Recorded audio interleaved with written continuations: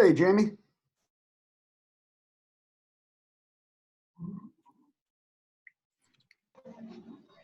Morning, guys. Hey, what's up, Kev? How you doing? Good, brother. How you been? Doing good, man. Really good. Yeah. Amidst the COVID crisis, Yeah, right. You guys been doing a lot of cleanings? we've done quite a bit, man. We've done almost 700,000 worth. Heck yeah. There you go. About 130 invoices for COVID clean have gone out, which is quite a bit. That's fantastic. That's specifically like fogging, disinfecting, A little structural. bit of everything. Some proactive cleaning, some confirmed case cleaning. Well, quite a bit of confirmed case cleaning, and then we got some ongoing, regular janitorial disinfection cleaning that we're doing weekly or even daily in some cases. So.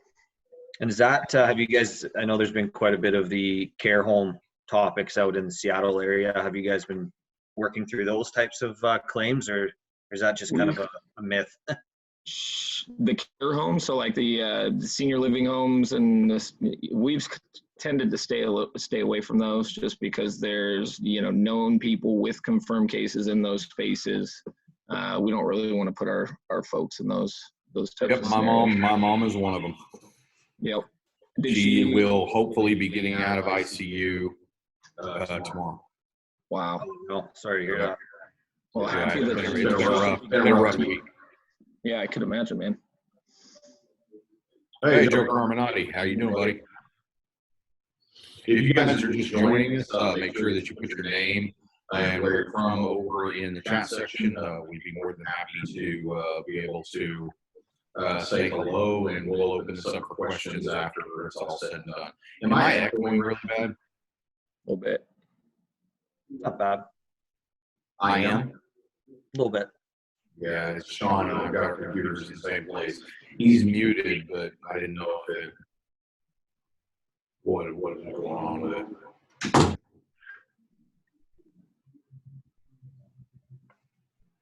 So Kevin, you've been up to the hills quite a bit, I see. I've been, getting up there, Mount Baker. I'm up close to you when I go up there. Probably just look down Mount Baker and see us. Yeah, for sure, man. It's been cool. That's Patty, the area welcome. with Misty, with welcome. snow at this point. Got Marissa Page from Wiley, Texas.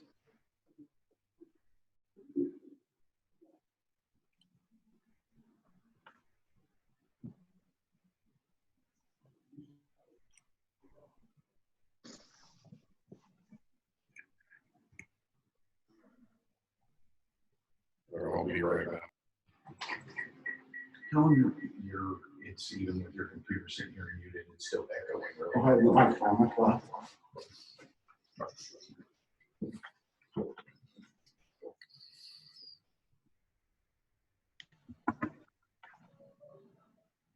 Echo now? No, now we're good. Okay. Much better. Did you tell Kevin you're at Brian Turpin's franchise? He knows him. Oh, no. Sean and I are actually doing the webinar from Brian Turpin's franchise. Oh, cool. Tell We're Brian in I said Charleston, hi. South Carolina right now.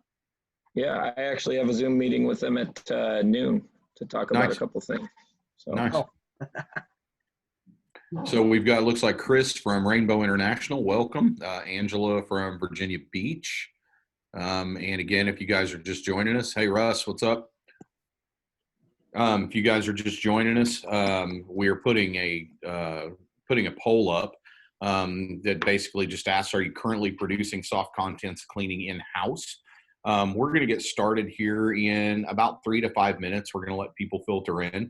If you're just joining us, please make sure that you put your name and where you're from over in the chat section. And we will leave this open to questions and answers, and also to be sending out a replay of this webinar along with the slide deck. Slide deck will be relatively light. We really are going to spend the majority of the time talking to our special guest, Kevin, as well as Jamie and Russ. So. Kelly from Elgin. Hello, Kelly. Yeah, welcome, Kelly.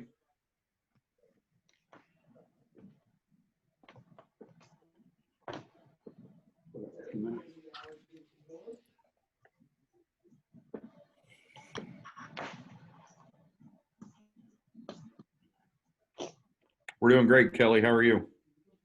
Hello, Stephanie McGuckin from Cherry Hill. Jersey.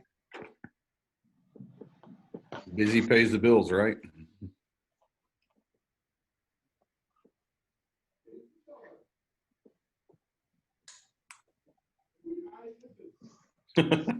Kelly just said amen. So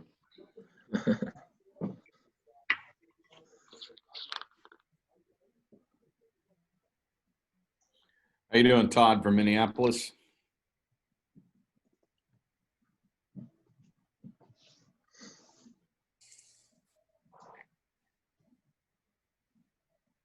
Another Todd from Denver. Hey, Todd. Is Craig with you there too, or just yourself, Todd?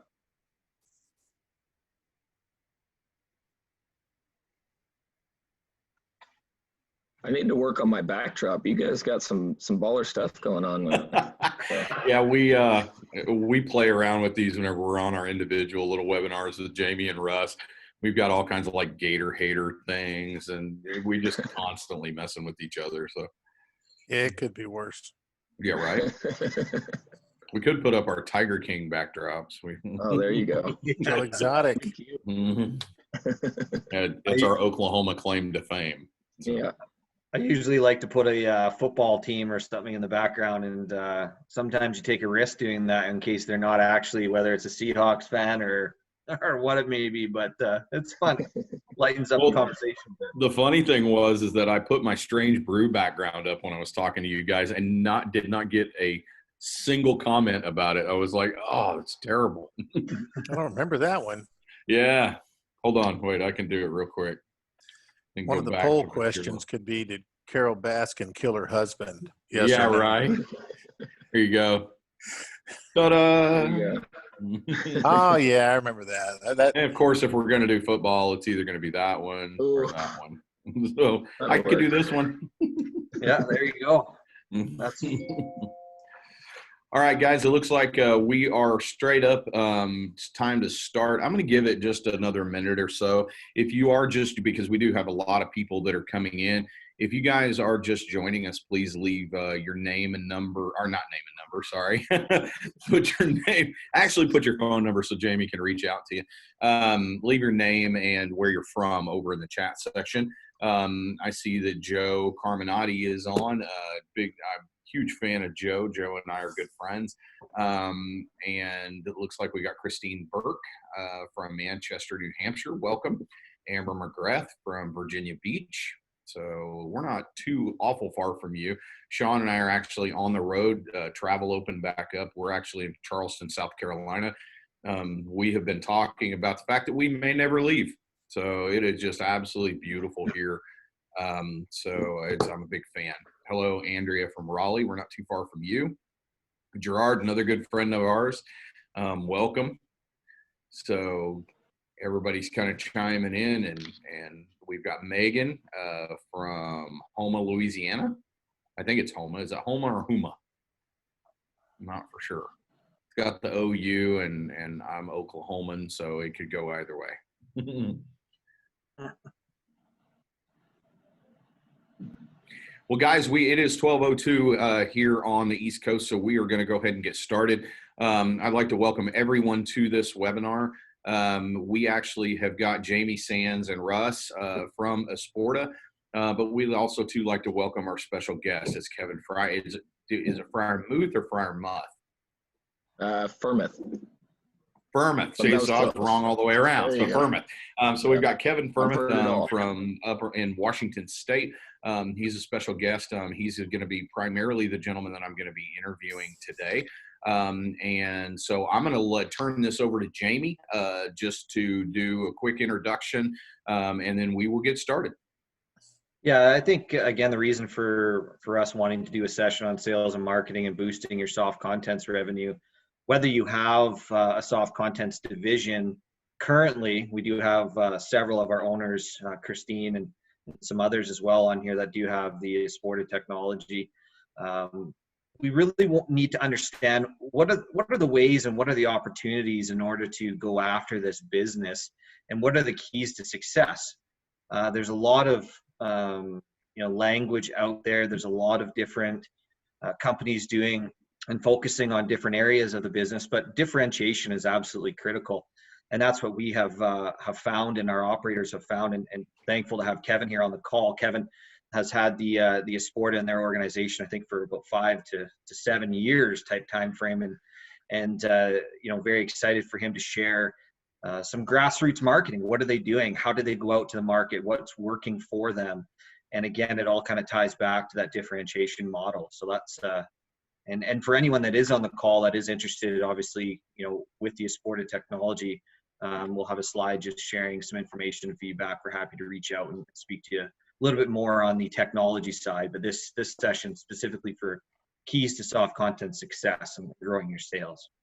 Absolutely. So Russ, you have anything you want to add to it as well? Russ is our resident expert. He is a very humble guy. He doesn't really like to toot his own horn, but he has got years. We're not going to say how many years because he doesn't want to date himself. I think he just turned like 19 or something like that. But he's got years and years and years in commercial and professional dry cleaning, as well as restoration. So Russ, if you'd like to add anything before we get started. No, I just wish I could remember when I was 19, but yeah, on an ongoing basis, we also work with our network of operators with business development and marketing. And so this isn't something that, Kevin's got a lot of experience and success, and there might be newer operators out there that need additional help. And that's one of our foundations for moving forward in an ongoing relationship with our operators, is to help them be successful from a marketing standpoint. So we're happy to work with people, long after the webinar if they want to reach out. Absolutely. So we're going to go ahead and put a poll up on the biggest challenge with selling soft contents. The first one, is what is currently your biggest challenge with selling soft contents? Is it how to position it? What questions to ask? And this is where we're going to get Kevin involved here just shortly. In this, I had the pleasure of meeting Kevin personally. I've known his dad for a little bit, but I got to meet him at a convention last year, and he is just a top-notch sales professional in the restoration industry. Is going to bring a lot to the table today. So make sure you guys chime in, because this is how we adapt these webinars into making them a little more concise. So the first question, without further ado, like I said, I'm going to introduce Kevin. He is with Serpro Puyallup up in Washington State. And I'm just going to ask him right off the bat, do you feel that having an Esporta wash system has made you a more valuable asset to your clients, and why? Absolutely. There's a couple key reasons it has made us valuable to our clients. I think the biggest one is having more control over the entire contents process. Instead of having to bring in another vendor that, you have to manage that vendor and hope that they're going to do a great job with these contents. They're going to store them properly. They're going to bring them back on time. We have that control in-house. We can come pack and pick those contents, bring them back to our facility, complete the rush items, bring them back to the customer.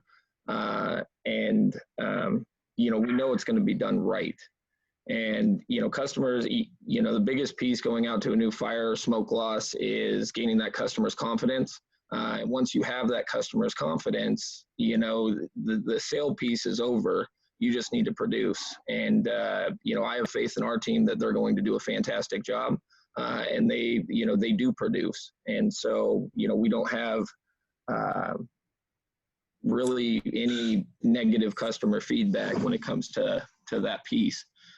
It's another added benefit to say that our team's going to come out and we're going to rush some particular items that you need right away.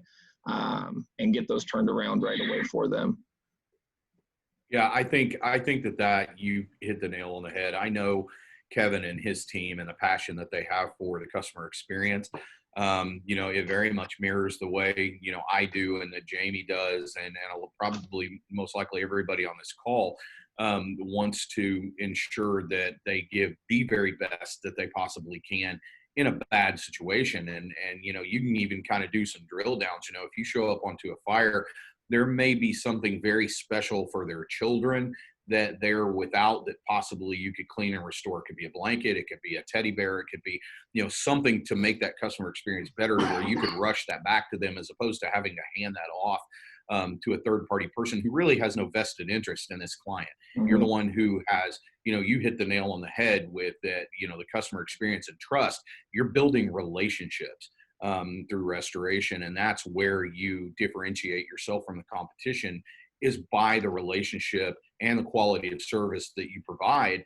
Therefore, it makes that quality of service 10 times easier to control by having the whole situation in house. I always used it as an, oh, by the way, conversation. Everybody knows that we do fire, water, mold. Some of us do biotrauma, hazmat, but do you know that we can also do this?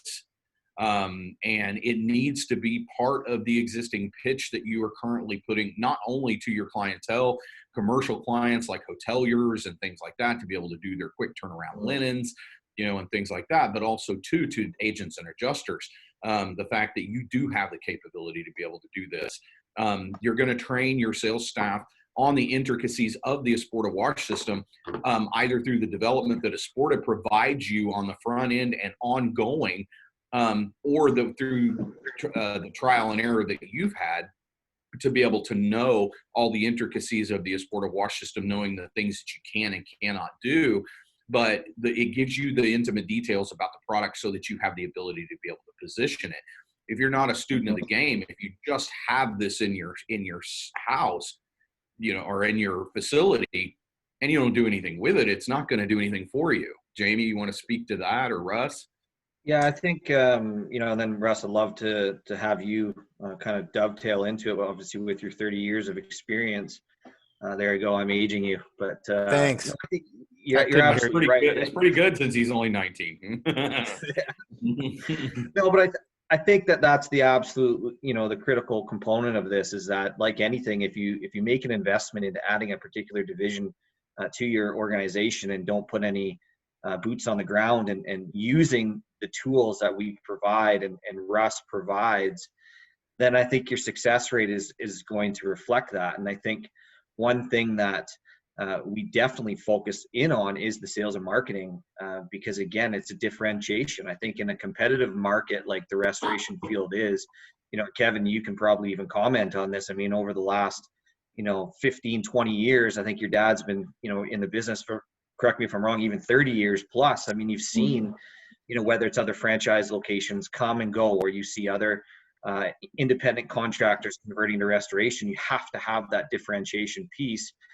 And I think, one last comment before Russ, you can jump in here, is the fact that if you consider going out and buying a front load washing machine, there's really no competitive advantage for you to get in and offer a different level of service of the types of claims that you can clean, being category 1, 2, 3, mold, sewage, biocontamination. We've even implemented a virus wash program, as well as the type of items, leather shoes, boots, belts, purses, stuffed animals. You're not going to have a leg to stand on. And Russ, do you want to maybe comment on that from your experience within the industry? Well, I look at it, along the same lines as any technology that you implement and bring in-house. Used to do this all the time with helping our users with their pack-out inventory software. So whether it's your software or whether it's the Esporta, when you have this technology and you're not utilizing it, you're not taking advantage of all that it can do. We use an analogy that you've purchased this really nice, fancy sports car, but all you ever do is back it out of your garage to pick up your mail and then pull it back in. You don't take it out on the expressway. You don't run it through its paces, see what it can do. And that's one of the things that, people that invest in this technology, let's learn it and utilize it and maximize the marketing so we can take advantage of that differentiator, because that's the biggest differentiator, is having technology. But if you don't use it, what difference is it? Yeah, I echo that sentiment. I think two things to speak to that point right there for us is that, is that if you want to parallel those, you're not going to buy a truck mount extractor and drying equipment and then just hope to goodness that if you just leave it in your warehouse that it's going to make you money. you have to educate yourself on the science of drying and how to be able to go out and to be able to effectively market that strategy so that you can be a viable resource in your market space for mitigation. Well, the same thing applies here. And the good thing about Esporta is that you guys are willing to provide all the ongoing training. So now that brings me to my next question for Kevin. How hard was it to learn how to position this product in your pitch? Because most people are ingrained to just refer this out to textile restoration companies. So whenever you decided to bring this in-house, how difficult as a sales professional was it for you to learn how to be able to position it correctly in the marketplace? It was actually, it was relatively easy. We had already been doing, fire, smoke damage contents pretty regularly, and utilizing some of the vendors out there for soft goods. And, with the adjusters we had worked with, some of the agents that referred us, as soon as we got this machine set up, the first fire job that we got, we were able to pitch the soft goods as well. We're bringing them in-house. We offer, the same pricing, but with better inventory control as some of the competitors out there. And we processed our first one, and it actually went very smooth. We got good feedback from the customer. As Esporta says, they loved the smell of their items when they came back. And it went really smooth. There was maybe a little bit of, after that, there may have been occasionally, some question as to whether or not we could compete with some of the, the CRDNs and first teams out there. But, time and time again, we turned these soft goods and, had happy customers at the end of the project, and, gained the trust of our adjuster relationships. Absolutely. That's fantastic. Jamie, Russ, you guys have anything to add to that aspect of it from, the support matrix that you guys provide, to be able to do this? You're not installing a machine and then throwing these people to the wolves to expect them to figure it out. You guys are there step by step to handhold through the entire process. Mm-hmm. Yeah, I think, even to Kevin's point, it's that overcoming the initial fear that you're going to be accepted to be able to handle these types of claims that do have the soft goods, and naturally the history is you pick up that phone, you call in a dry cleaner, and so the fear again is, well, if we do it ourselves, are they going to accept that? And all it takes, as Kevin just really kind of hit the nail on there, is the fact that when you can prove what you can do versus what your competition can't, and provide a high quality finished product, it's going to gain that trust. One of our sales and marketing tactics that we teach all of our operators is the fact of being able to go in behind a restoration dry cleaning company that leaves a tremendous amount of stuff at the loss on a significantly impacted fire loss. You're going in and you're actually having the ability to clean all this stuff that they leave behind. So that right there is a statement in its own. And so adjusters and agents and property managers and who you consistently try to market to start to see, well, hang on, why am I bringing in another vendor, losing quality control, when I can have one vendor like Kevin's company come in and do it all and actually do a better job? And so, through our sales and marketing tactics, that's a tremendous way. You have it on the slide, they're holding lunch and learns. Another thing that's really exciting that we focus in on is CE classes, and Russ is actually rewriting a large portion of our CE classes that we have, and being able to be approved by the states and be able to use that as a marketing tactic. You're bringing people in and you're using that and you're showing what your capabilities are. Well, I think you hit the nail on the head of being able to say, Kevin keeps referring to, the same things that I always did, which is the trust factor within the client. So whenever you show up on, first notice of loss and you get out there, the trust is with you, and then you start where I found that I've had the biggest problems on large losses or small losses is having to involve multiple vendors, is when I start losing that trust factor, because now I don't have answers and can't speak for them on what they can do. We hope that they're going to do a good job and have the same passion for the customer that we are. But by bringing everything in-house, being that one-stop shop, gives you the greatest level of control. And that's the fourth point, is the quality control, better customer service, because there is no middleman. It is, you have control over the whole entire experience, which allows you to establish trust on a much deeper level with your client. And really that's what it's all about, because you don't know who you're standing in front of. You don't know who they know, so giving them the best experience can result in a lot more revenue being sent your way just from that one experience right there, and building that trust factor and delivering a quality product from start to finish. Well, Sean, it's really interesting because you keep saying trust, and we can train on processes and procedures, and we can give ideas for marketing and customer service, but we can't train trust and reputation. You have it or you don't. And when you do, then it just extends to whatever service you bring in-house, and getting that work is not hard at all. If you already have a certain reputation and quality service and customer service, you're going to be able to bring that work in. We just simply give you the tools to be able to maintain that level that you already have. Yeah. Right. The more Right. soft goods we processed through our Esporta system, the more confidence our project managers and salespeople started to have, and they became more successful because they could speak to, yes, we can clean that wedding dress. Yes, we can clean that teddy bear. Yes, we can clean these items, and say it with confidence because we've done it time and time again. Yeah, I think that ultimately what that boils down to is being a solution. You were presented in the restoration industry, your life is nothing but a bunch of problems, and it is problems that you have to come up with a viable solution for the consumer. And this allows you, that yes factor allows you to have a greater solution-based business, which is really what we want to do. We want to solve those problems for the customers in some of the worst times of their lives.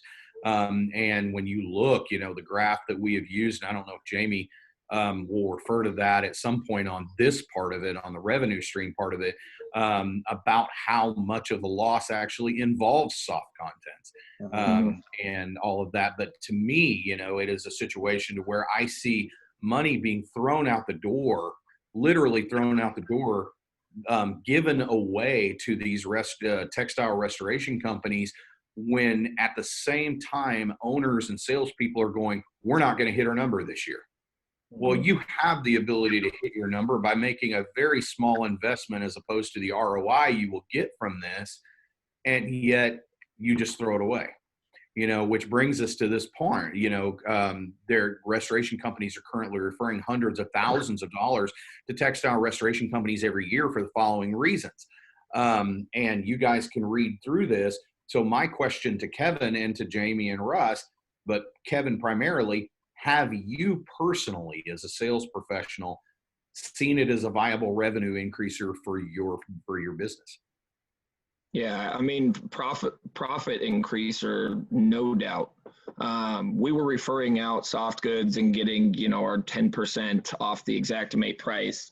Half the time the adjusters won't let us mark up those soft good bills with 10 and 10. So, I mean, 10% really, when as part of a franchise system, barely even covers your royalties. And so once we started bringing that in-house, we were seeing like 60, 70, 80% on some of these projects, similar billing amounts. But the profitability was significantly increased. The quality control piece was significantly increased.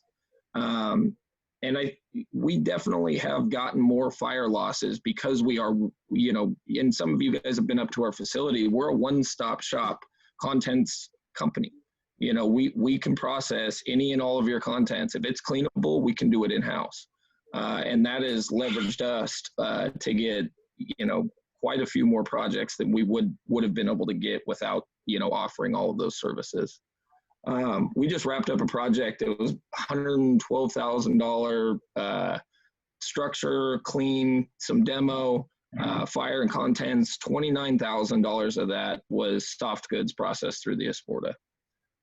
Yeah, that's incredible. Russ or Jamie, can you speak to the some of those objections that I have listed? That because everybody in restoration, whether they want to say it or not, is doing some level of soft contents. And the reason I say that is because every restoration company that I've ever went and consulted with or visited all has a washer and dryer, so they're all doing it to some level, but they feel like it's either going to be too difficult, it's going to be too big of an investment with no ROI. They don't feel like they can sell the service.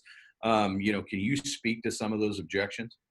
Yeah, I'll start and then Russ jump in. I think what's actually quite critical as well is the realization of, the impact of soft contents in a typical single family home through Exactware in 2018 in the report that they came out with the, total quantity of personal property loss groups by volume for content items, and soft contents made up over 30% of the items within a home. And so when you really look at, what division are we going to be focusing our time in? Are we going to be making investments in? And if we're leaving 30% of the contents on the table or subcontracting it out, that's a big deal. And even in 2019, when Exactware did their report, as well as the type of items for contents and soft contents cleaning through our technology, came out at 29%. And so you look at that as a comparison to hard contents being 20%, hand cleaning being 24%, electronics, so again, this is a massive area of focus. Now, secondly, transitioning to the fact that when that phone rings, you want to be maximizing every single dollar per claim. Obviously you don't want to be inflating your bill. You don't want to be overcharging, because that's going to obviously impact your reputation, and definitely do not recommend that. So you want to look at ways of how do we increase the revenue on those phone calls that you are getting, because you don't know when you're going to be receiving another phone call for a loss. And Right. So to Kevin's point, I think, when you're adding this much more revenue to a claim, and it's opening up opportunities where you just simply would not have had that opportunity. Kevin, I mean, that $29,000 soft contents job, if you didn't have the Esporta and doing it in-house, there's a loss. I mean, so it really comes down to the point of, can you afford not to do this? Because the industry is going this direction. And, again, having a superior technology is what's going to help you, either be a leader in the pack, or you're going to fall behind, and you're going to obviously feel the pinch of that. Russ, do you want to add to that?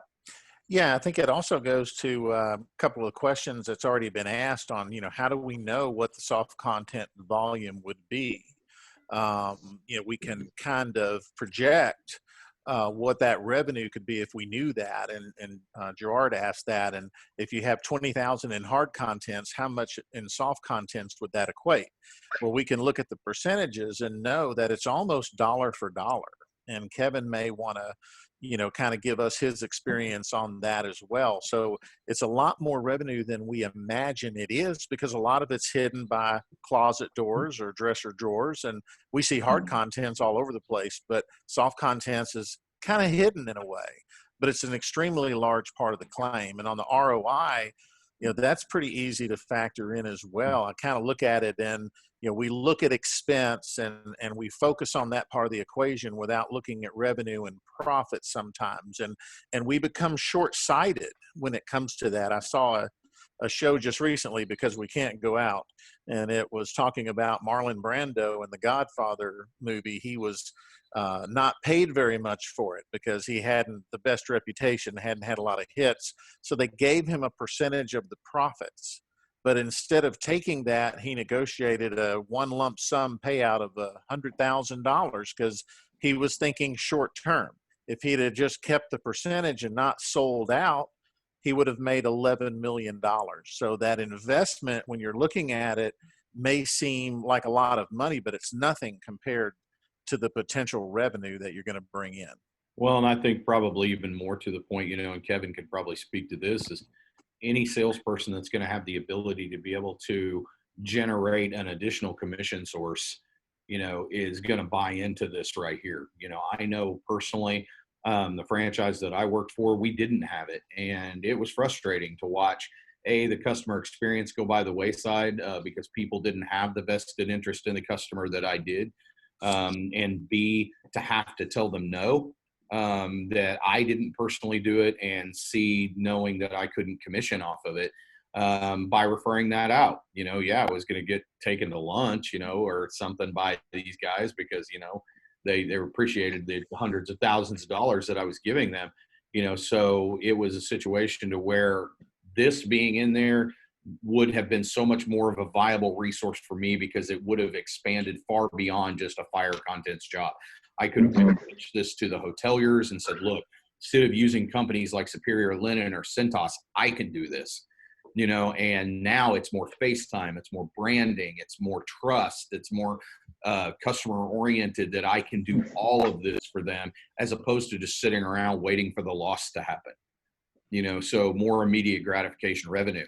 Another question that we got from Todd Tenenbaum asked, are you on insurance programs? Are you a preferred provider? Are you on Contractor Connection? And does it make a difference? That question to me here. That was to Russ or Jamie. Oh, okay. Jamie, I'm going to let you take that. Yeah, well, I think it's probably even a better position for Kevin to answer. I mean, as a real, contractor, and and maybe answering that. I mean, we do have our Kona Network, and our Kona Network is starting to gain some tremendous legs under it in regards to contents processing across the United States, and signing into a master affinity partnership agreement that we will be announcing here within the next 30 days for contents handling. So we, at our end, we definitely have things in motion on that side. But Kevin, are you on content or on preferred programs? Do you feel that that's a critical part of success? What's kind of your thought on that question? We're not on any content specific programs. There are some that are kind of in the works right now, in Pro corporate. But, through CCC, through some of these other vendors or TPAs, we're not necessarily on any programs, but we're still getting the work,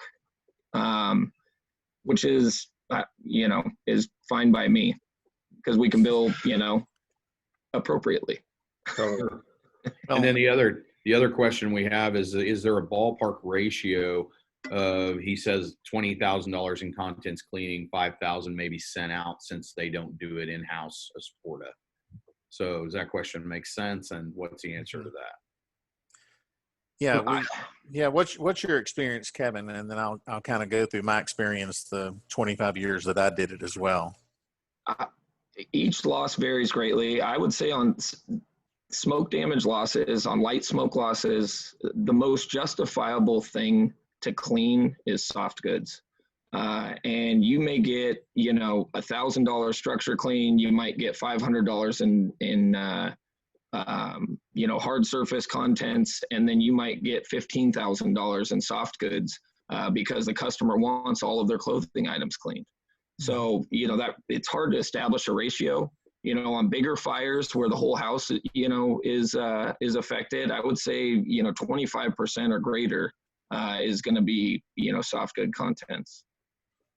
Yeah, that makes sense. And I, an average soft content job throughout the network is about $6,000 per claim.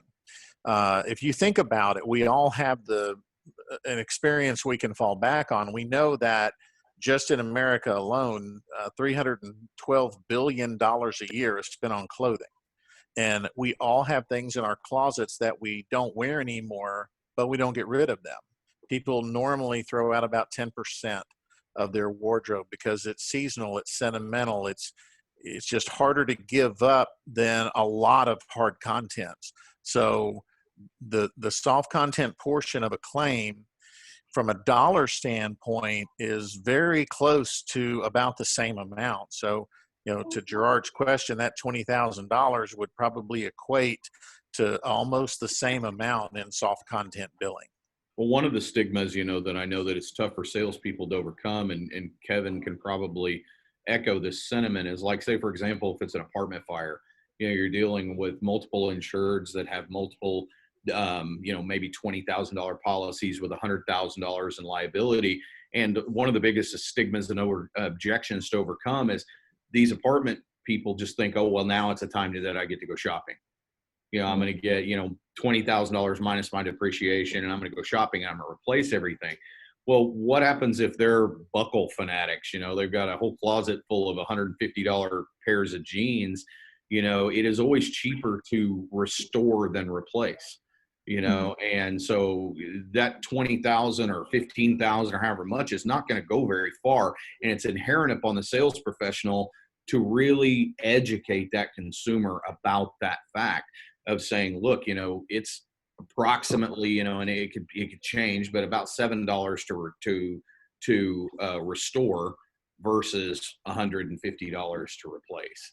You Well, and know, I think too, that to Kevin, jump you in on have, that. oh, go I ahead. think, yeah, I think that that's the positioning as well too, from a sales and marketing that we focus on is you're doing a different service to your adjusters. I mean, if they're now not having to do a very emotional, you know, conversation with a homeowner to go through the depreciation, you know, basically saying, hey, those $150 jeans, we're going to give you, you know, $30 of value. And then all of a sudden the homeowner's like, well, what are you talking about?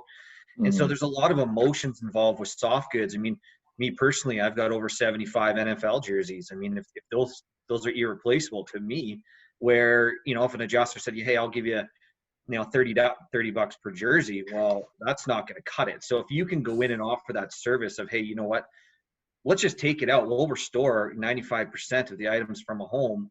And, you know, dry cleaning is definitely on the down as far as being less than 5% of a single family home. So having that ability to go in and say, hey, we'll clean and restore 95% of it, regardless of the impact, as long as it's not physically torn or burnt or scorched, you're going to be able to clean it. And that's where you're getting that file passed off the desk a lot faster when you're dealing with a high level of success in cleaning. So.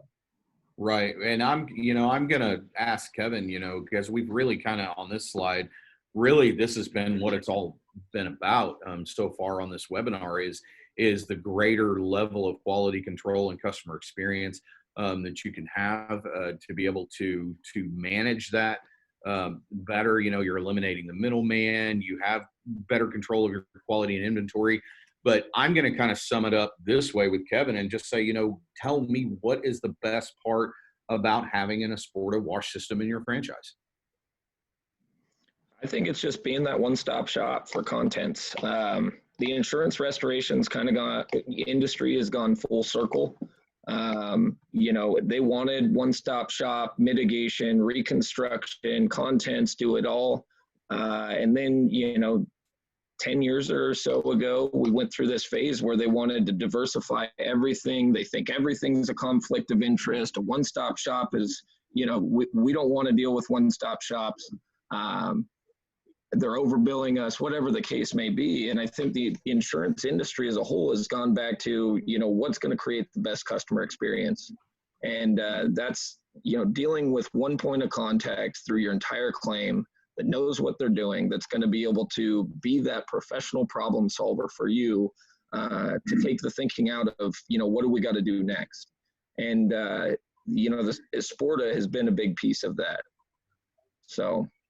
Well, I think it's really important to stress, you know, a lot of people, you know, you do TPA work, you know, Kevin, I know you guys do program work, but ultimately the contract is between you and the client.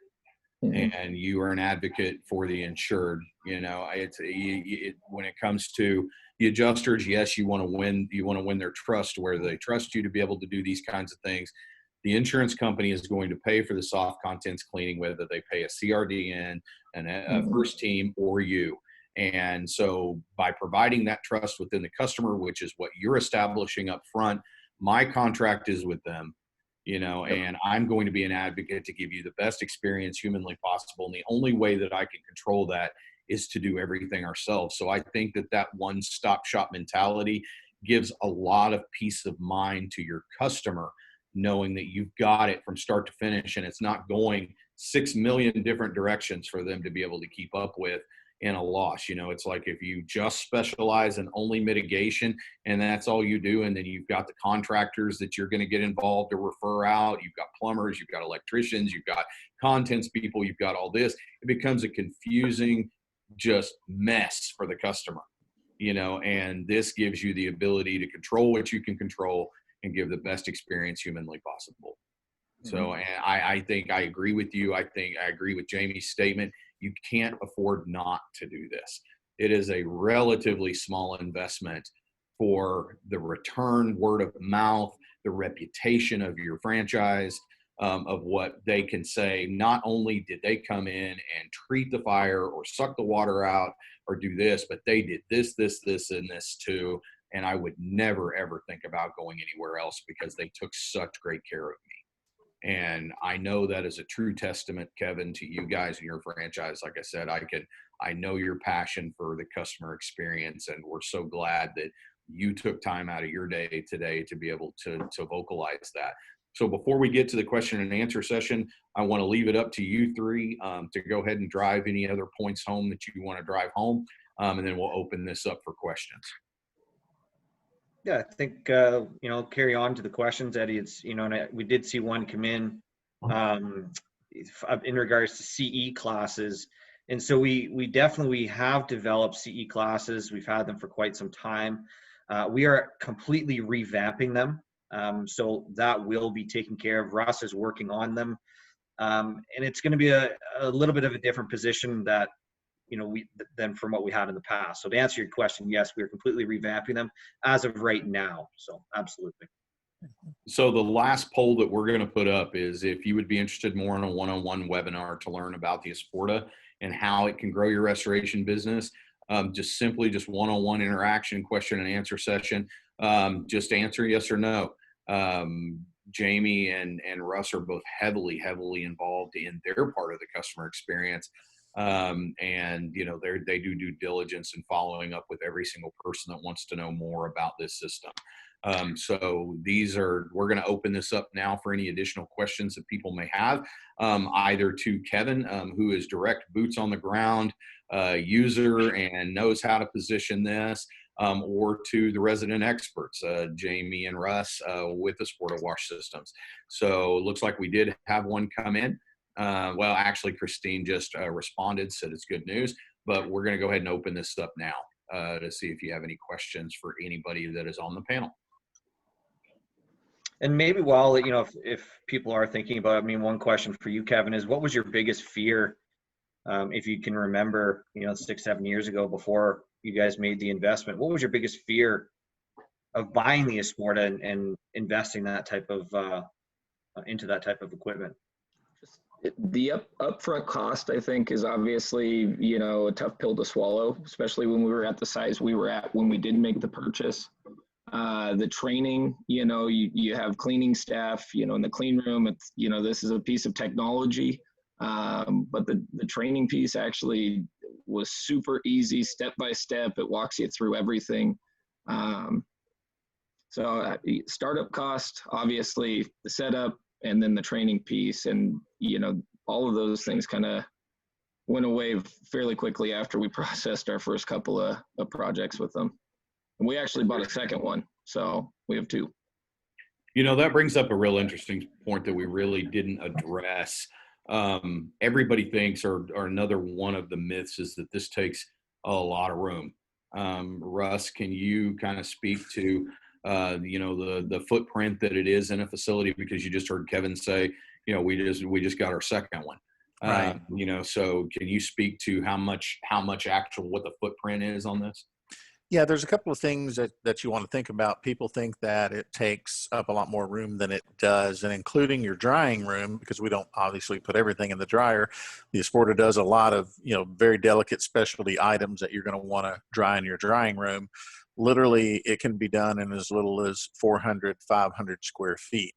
And people feel like it needs to be bigger. We even have users that will a lot more than that. But the problem is I like it to be as efficient and fewer steps as possible so that we can maximize production efficiency. So actually having a bigger area is not necessarily ideal, as well as storage, where if you think about it, when you're storing hard contents, well, they're going to take a lot more room because you have furniture and appliances in addition to all the items that are boxed. With soft contents, you could fit an average size job in one vault.